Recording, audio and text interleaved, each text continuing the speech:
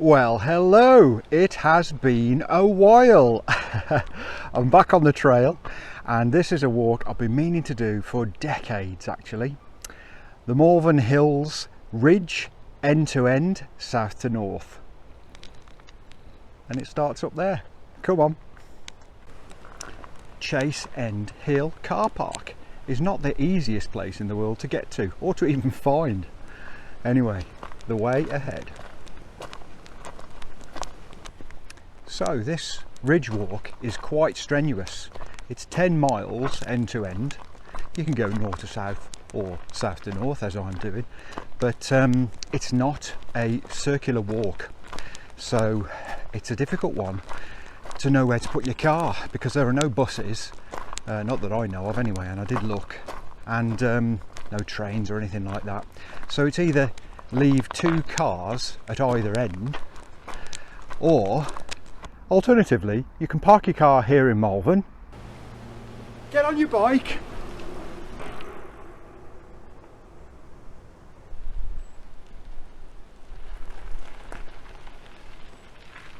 and ride all the way here to the start. Well, I'd like to say that that was a nice and easy bike ride, but it wasn't. It was harder than I was imagining, because you know, we're in hilly country here, even down below than where I am now. A few ups and downs, and it's been a while since I've been on the old bike. A couple of mechanicals as well. The chain broke and I had to fix that halfway, and gear lever cable busted, so I was stuck in only a few gears. Oh well, I made it in the end. Onto a more reliable method of transport. My legs. Quarter of a mile from the parking place. Already fantastic views. So this is a 10-mile walk along a more or less dead straight ridge, and it's classified as strenuous by most people who talk about it and the websites and so on. So it depends what kind of Justin's going to turn up for this hike. You know, if it's the Trottenish Ridge on Skye or some of the other hikes I've done, then I might be all right. But I'm not always like that, you know. It's only when I see you lot that I get into that mode. Anyway, 10 miles of ups and downs on a roller coaster ridge.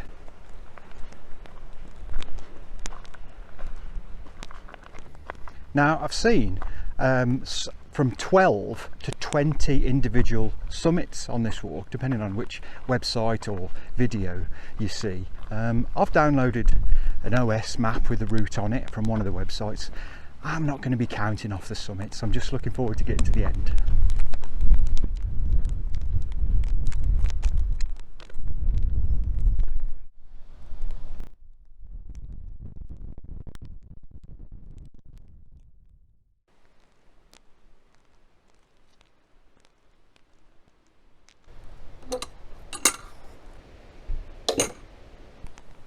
That's the first one done, and nice and gentle too. The smallest one of the ridge, I think. And there's usually a little road, turn right down here into a little lovely hamlet called White-Leaved. Little village green with stocks. Ragged Stone Common. Now the next hill is Ragged Stone Hill, which is actually bypassed by my map. I don't know the reason why, but that might be because of that sign. It's probably private in some way, or they want to keep people off it, so I'll respect that and just skirt around this one. Oh dear.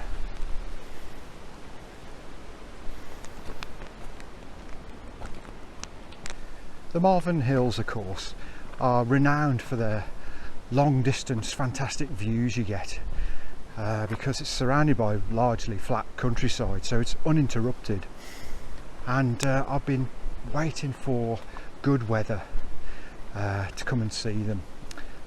Not necessarily blazing hot sunshine, because that's difficult enough, but just a nice day like today with fluffy clouds and blue sky, and that's what I've got. Although it is a bit windy on top, but you can't have everything, can you? So actually the forecast says that it might be even better towards the end, and if so, if I'm lucky, I might catch a sunset, so fingers crossed. And the next road between hills. Bit busier this one, so be careful. You've got to turn right and then cross over through the car park and back to work up the hill. There's another hill over there with that great big column on top. I hope I'm in the right hill. I am, don't worry. Just going through the brambles and the raspberries. It's Midsummer Hill, which is very appropriate because it's the middle of July. Look at the view. Fantastic.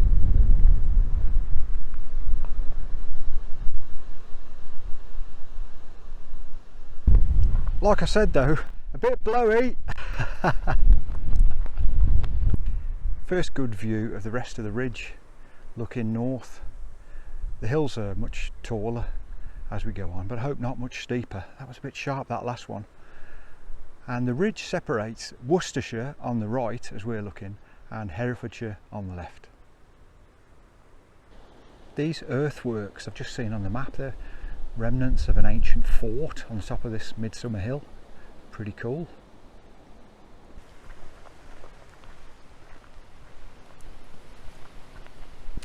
Another thing happened on my rather eventful bike ride earlier, and I saw an adder in the middle of the road. First time I've ever seen an adder in England, and or anywhere else for that matter.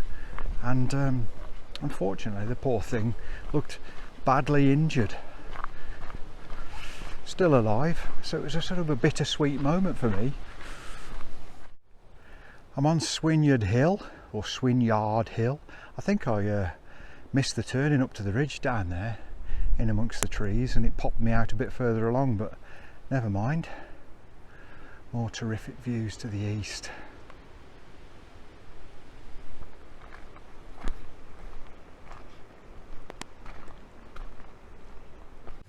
Down to the bottom of this one. There's no road here. Hangman's Hill, Broad Down. Okay, that's the next one. Okay, I'm at the top of Hangman's Hill.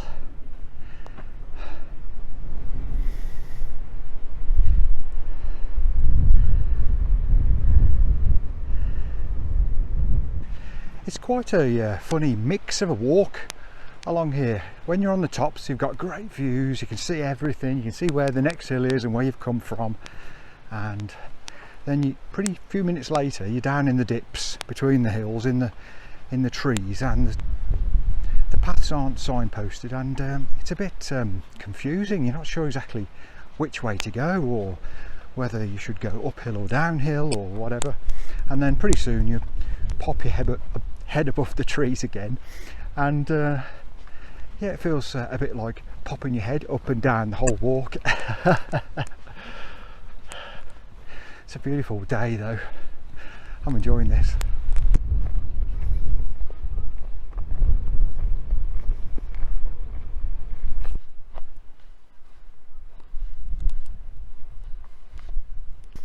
It's worth saying too that this is the site of another ancient fort, much bigger, called British Camp. Attracts quite a lot of visitors, and you can see very many of the remaining earthworks cut into the side of the hill, like terraces all the way around, and I'm not sure of the details, but it's very impressive.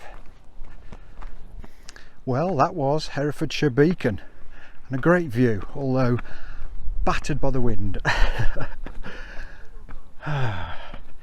Just looking north now to the hills that I've got left to do. This is about the halfway point, and they look a lot bigger and sharper and pointier than the ones I've done. Oh well, let's see how my old legs get on. Halfway into Worcestershire. Time for a break. Cheers.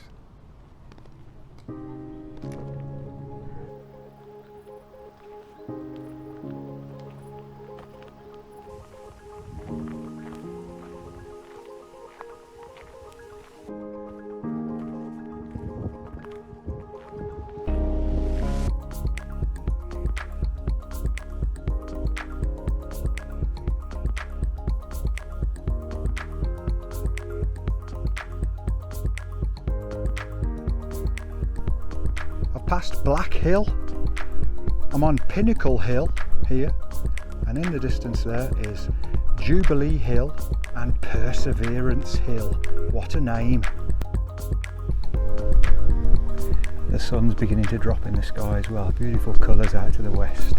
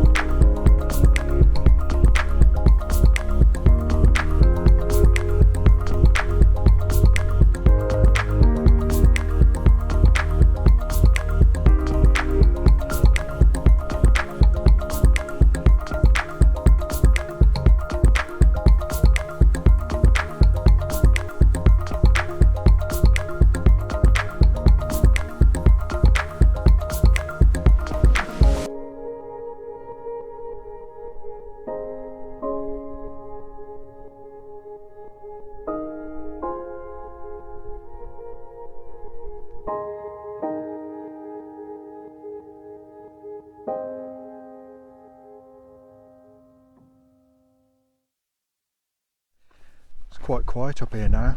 There's only a few people left up on the tops. Beautiful sunset. It's quite poignant being up here, almost on your own. Get to the summit, see the sunset.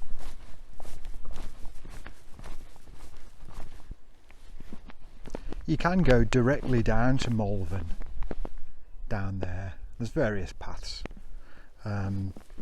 But there are a few other summits to pick off to complete the ridge end to end, which is of course what I'm here to do, so I'm going to do those.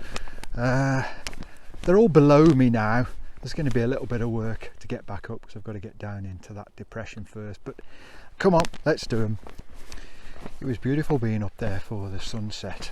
It didn't last as long as I was hoping for, but I got it and that's the main thing. This one's Sugarloaf Hill with the sun just going down behind it.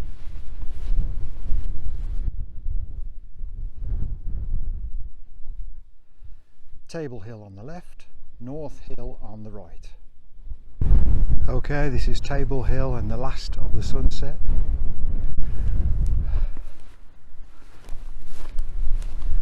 Across here to North Hill. And a last look down onto Malvern. A little bit of zigzagging in the last half an hour to climb the last few hills. You don't have to do it really, but I wanted to do it end to end, and not necessarily every single summit, but definitely the ones at the start and the ones at the end. So that's why I'm doing this silly business at the end. Okay, there's End Hill, the last one.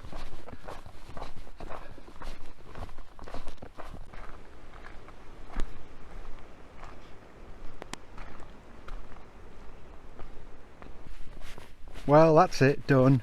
End to end. I've always wanted to do that ridge for years and years and never got round to it.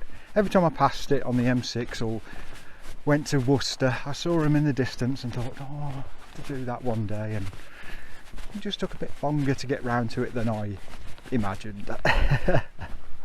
Right, it's not quite the end of today though. I've got to get down off the hill and into the centre of Malvern at gone 9 o'clock on a Saturday night, which might be dangerous, I don't know the area. And back to the car, and then of course I've got to go and collect my bike. Hopefully it's still there. Right, I've still got work to do.